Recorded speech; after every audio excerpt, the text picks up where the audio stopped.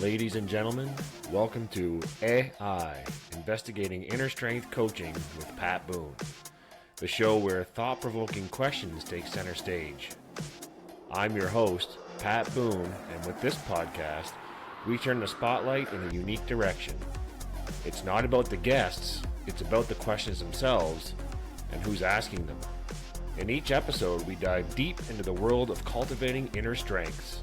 And guiding us through this journey is none other than our trusty companion, the master of inquiries, ChatGPT.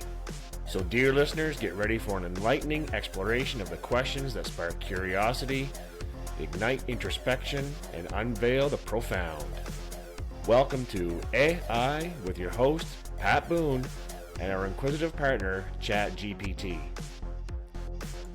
Today, we dive into the dynamic interplay between character strengths and personality types, offering insights and strategies for achieving greater fulfillment, purpose, and success in your professional journey.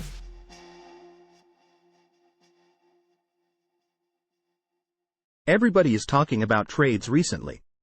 How badly we need tradespeople. How do certain character strengths align with career choices in trades like construction, electrician, plumbing, heating, and cooling? Having two sons in the trades, I have an opportunity to apply my knowledge to their experiences. They often come talk to me about what's happening in their business, in their trade, and the jobs they're working on.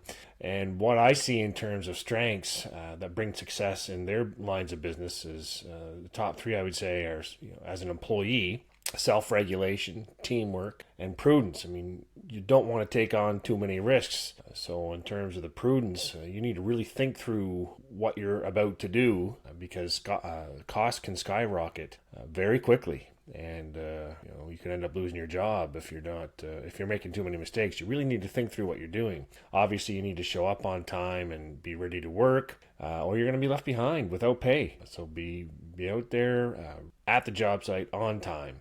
And teamwork is really important because you can't do it alone. Whether you're a sole proprietor or you have many employees and subcontractors working with you, you need to work together to get things done. And so it's really important to be able to work as a team in the trades. As a business owner, you need to add some other strengths in there. So bravery, for instance, creativity, leadership, social intelligence. Without a doubt, people want to work with trustworthy people, and it takes time to build that trust and to build relationships. So that social intelligence is really crucial to help building the trust and relationships. You need skills to manage employees effectively, talk intelligently to customers, and be able to read body language and tone.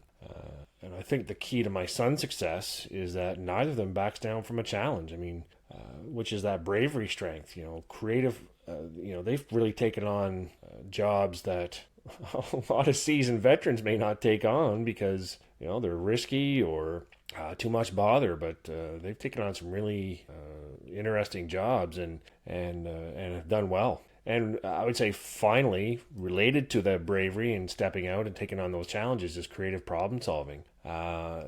It's important to work with others. I know my sons work with an engineer, and together they kind of figure out not only the solution, but how to tackle the solution. And so that creative problem solving is also crucial when you own your own business. In your experience, how do character strengths and Enneagram types influence an individual's approach to professional development and career advancement within the field of construction and real estate? So the big thing is really what drives people. What's their motivation? Is it people? Is it forming good relationships with the people? Is it the service itself? Is it the solution? Is it money? Or is it some combination of these things? I am a type 7, so my focus for personal development is leadership and people. I want to make sure that employees are enjoying their work. I want them motivated and challenged. I want to find ways to improve their creativity and come up with their own innovative solutions to tough problems that we deal with. A challenge I might have is that I lose focus, and because of my personality type, the way I'm wired, I might lose focus, and schedule may run a little bit longer, or budget may be impacted negatively because I'm not focused on the work. So that's something that I have to work on.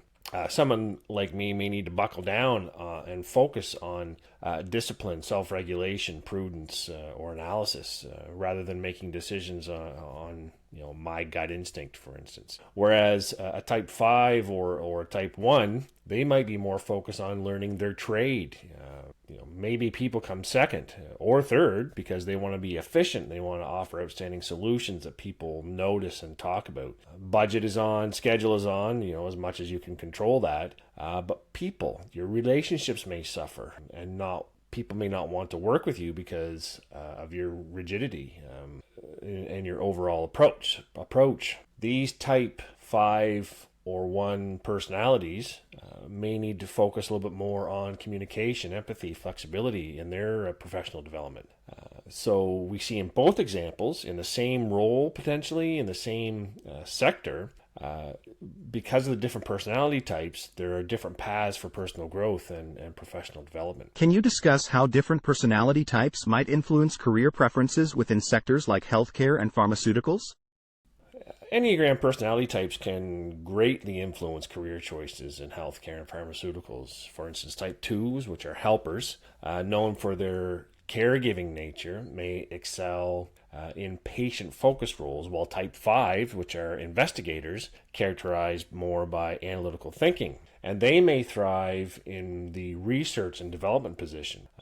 The healthcare sector is under a ton of pressure and public scrutiny, which makes for a stressful work environment. So going back to the 2s, when under pressure, they may end up being a little more manipulative and intrusive with people. Their desire to be loved and appreciated, seeking validation from others, and not receiving it may be a common occurrence in this work environment. So learning to set boundaries and internal and external boundaries is important, as is understanding and ensuring their needs are met to maintain emotional health is extremely important. And on the type 5s, they're more susceptible to becoming detached and withdrawn at the workplace under stress. So it's their ambition to be competent and self-sufficient, but under stress, they're known to hoard knowledge, time, or resources. It's important that they continue to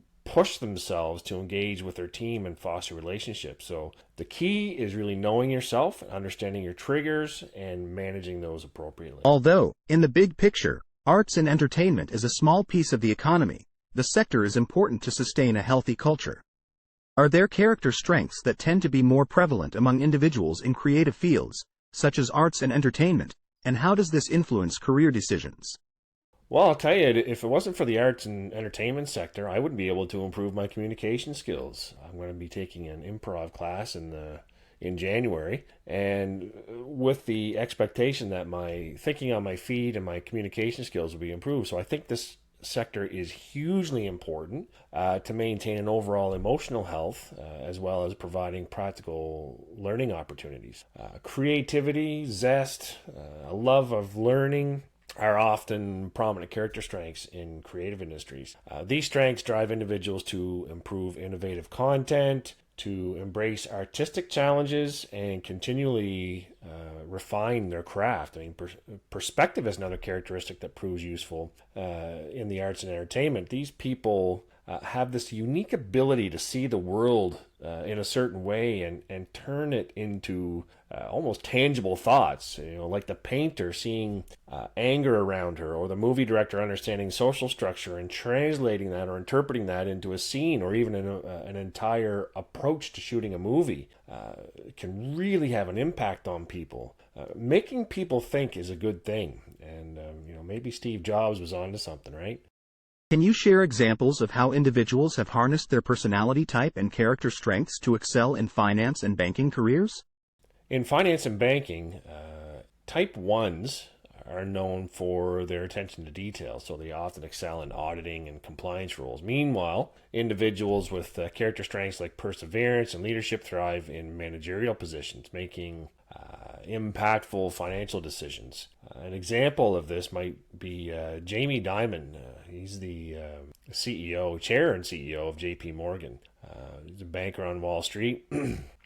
He comes from a banking family. He has survived crashes and market meltdowns over the past 20 years. I mean, he carefully balances prudence with bravery. He's got creativity and a willingness to not be boxed into the norm. And that has been a key to his success. And these strengths are bolstered by a love of learning. He's constantly learning and learning about his business. He's not just a money manager, but he's a business manager as well. And so he learns about the businesses that and sectors that he's actually managing and that they own, but also ones that may impact his business. So he's constantly learning and reading about and planning and managing his business. And I would say one of the endearing qualities of Diamond's personality, and it's refreshing to discover his desire to do the right thing, which is actually part of his personality type, and it's for the good of the company.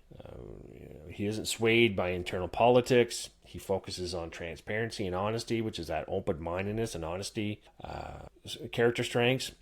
A really cool story about Diamond comes after he fired a bunch of consultants. He told his chief risk officer that every single person in this firm is our responsibility. If we ever have to lay people off, it's because we haven't done a good job, which is a great example of doing the right thing. So constantly learning about your business and being open and honest, those have been keys to his success. And at the end of the day, the strengths you need depend on the type of leader and the organization you want to build.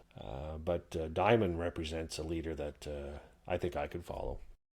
The professional services sector accounts for almost 15% of total revenue of all sectors reporting income in 2021 and is expected to grow, with a whopping 87.6% of companies reporting as profitable. In your coaching practice, how do you help clients identify and leverage their unique character strengths to thrive in the field of professional and technical services? First, I need to clarify the main components of this sector. You're talking legal services, architectural, engineering, computing, and technical consulting services are included in the professional services. So I represent two types of clients, individuals and organizations. So the process I follow really is the same for both. There's a discovery phase, there's the analysis phase, visioning phase, and then execution and measure. And I do that with the clients. All four steps are done with the clients. So for my clients who represent organizations, I work with them to develop a team personality and strengths profile that best suits the type of company that my clients want to operate. I mean, we consider the different levels in the hierarchy, the roles, the skills required to produce the type of deliverables that an approach that the company desires. We work together to create training and coaching, hiring programs to ensure their people are prepared to maximize delivery. And on the individual side, I help them to identify character strengths that align to their current roles.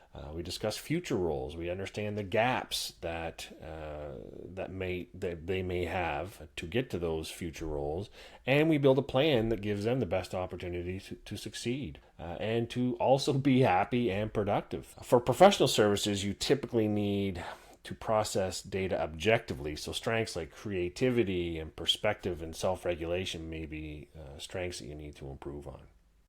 What advice would you offer to individuals looking to leverage their Enneagram personality type and character strengths for a more fulfilling and purpose-driven career independent of specific sectors?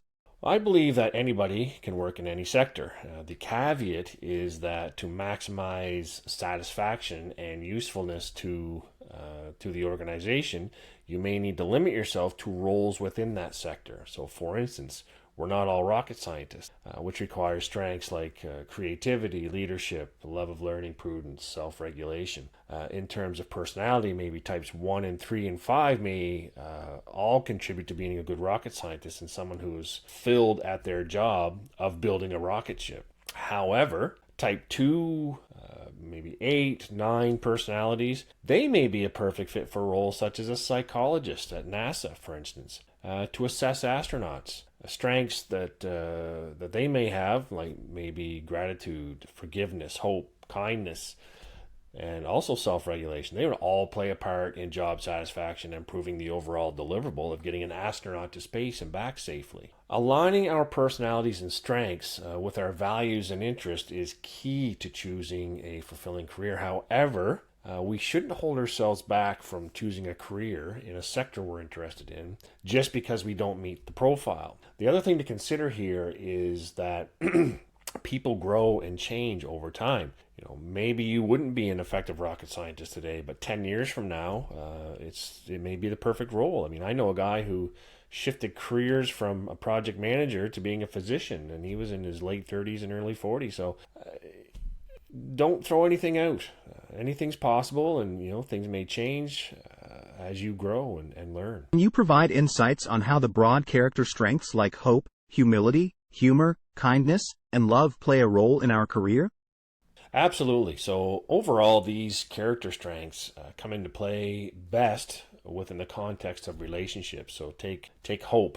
At its core, hope is the belief that the future will be better and that we have a part to play in that better future. So imagine following a leader or a manager who has high hope in a tough situation. What would that be like? What impact would he or she have on the team, on the organization? And what about that leader with no hope or little hope? How do you think that team would perform? Humor. I mean, what person doesn't want to enjoy going to work because they have a laugh once in a while? I mean, I worked with a guy that, in addition to being near my age and having similar backgrounds and interests, he was very sarcastic. And we'd go out specifically to rant to each other, but in a way that made us laugh. We always felt better after a session. A caveat to humor, in my opinion, is that it can't be the only thing about a coworker that makes them great to be around. They need to be competent in their role as well, which my friend is.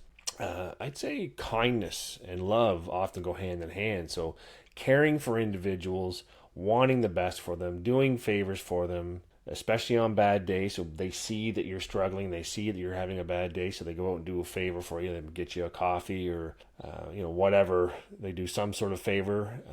These strengths build bonds and improve teamwork. People want to come to work and produce at high levels when there's kindness and love involved, and people know that they are valued and that people want the best for them. How can understanding one's Enneagram type and character strengths improve communication and teamwork at work? Well, the benefit of self-awareness is knowing your own strengths and weaknesses. If you embrace a love of learning, humility, self-regulation, even gratitude, you may not be too proud to connect with someone who shares strengths in areas that you aren't as strong in. For instance, types 1, 3, 5, and 8 are focused on results, analysis, knowledge gathering, objectivity. They're great at the job, but may not be as great at communication, maybe active listening, sharing thoughts and ideas effectively. These individuals could use some mentorship, or they could just simply observe or befriend or coached by types 2, 4, 6, 7, and 9, because these individuals are more in touch with people and with relationships. We need to keep in mind there are a lot of overlaps between types, and growth is also a factor. Your personality type may be who you are on autopilot, but when you're acting purposely, you may not need as much coaching as someone just starting out. Which brings me to another point. So self-awareness brings an ability to recognize thoughts or behavior, and coupled with self-regulation, can lead to better communication in the moment. So for instance, if an unaware type 8 might blurt out answers and cut people off in mid-sentence, but a self-aware 8 might hold on to their comments and actively listen before responding, and their response may be more effective. So really, it's self-awareness and understanding your own personality type, your own strengths and weaknesses, and in the moment catching yourself in an interaction, in a conversation, to allow the person you're conversing with to be themselves and have their say, and also allowing yourself to have your thoughts heard and to build that relationship and build that trust. Are there character strengths and Enneagram types that are particularly adaptable and transferable across different industries, promoting career flexibility? I'm coming up on 30 years in the workforce, so I've seen a lot, and I believe it doesn't matter what type you are or strengths you have. You can pretty much make any combination of sector, role, character strength, and personality type work for a given time period. So, for instance, I hate doing the same thing day in and day out. Day out. I love variety. But I cleaned rooms at a hotel for 2 years while in school because the people were nice, company was good to work for, and I had a variety at work. You know, I also love to see the before and after picture. So after I cleaned the room before walking into a New Year's Eve torn room and then seeing it afterwards, there was some satisfaction of seeing that wrecked room become sellable again. I would not make a good employee on an assembly line. You know, a day or two at most would be all I could handle before I snapped. So I need that variety. So that said, type 6s and 9s are adaptable to change. So in terms of strengths and leadership, self-regulation, perspective, hope, kindness, humility, they might all be examples of transferable strengths between sectors on a more longer term basis. The higher position you hold in an organization, the less you need to know about the line of business that you're actually leading in, because you're more focused on organizing people and processes in general. There's a whole new skill set that you have to learn and other strengths that you need to grow in order to be an effective leader as you go up the chain, as you go up the hierarchy. You discuss the challenges individuals might face when their Enneagram type and character strengths clash with the expectations of their chosen career path. Yeah, I can actually take an example from my own life.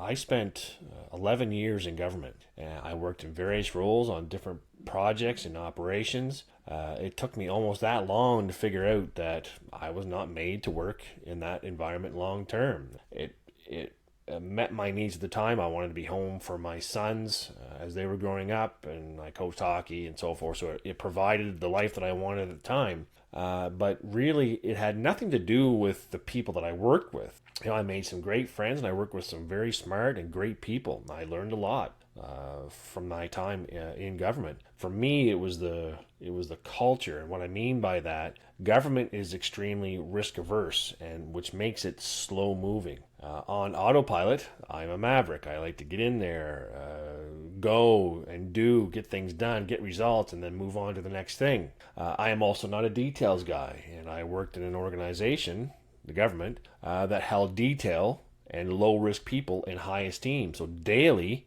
I felt I was worthless, like I didn't fit, that there was something wrong with me. At the end of the day, there was nothing wrong with me except that I was in the wrong organization, or I guess better yet, I was in the wrong role in the organization. I actually thrive as a consultant coming into the public service. So I come in, I understand the vision, what the work that needs to get done, I deliver on the vision, and then I move on to my next role. It's a great fit for me within the same organization. I just want to clarify this, within the same organization. So finding that role within the organization and how you can help is absolutely crucial. You know, for you, as a listener, you know, if you're experiencing something similar, it may be the role, or it may be the company culture. The sector you're working in may be fine. You may enjoy the work, you may enjoy the sector, but you just need to find an organization that better fits your personality and strengths profile. We conclude. What final message or guidance would you give to listeners interested in exploring the unique synergy between Enneagram types, character strengths, and career choices within specific industries? I encourage my listeners to embrace self-discovery. Through Enneagram or any sort of personality profile. I like Enneagram because it combines the spiritual side with the science side. It's been around for thousands of years. So that's what I prefer, to work with the Enneagram, and understanding yourself through character strengths assessment. So understand yourself, and understanding these aspects of your person can lead to more meaningful career choices and ultimately greater professional and life satisfaction. So know yourself and know your enemy, and you need not fear the outcomes of 100 battles.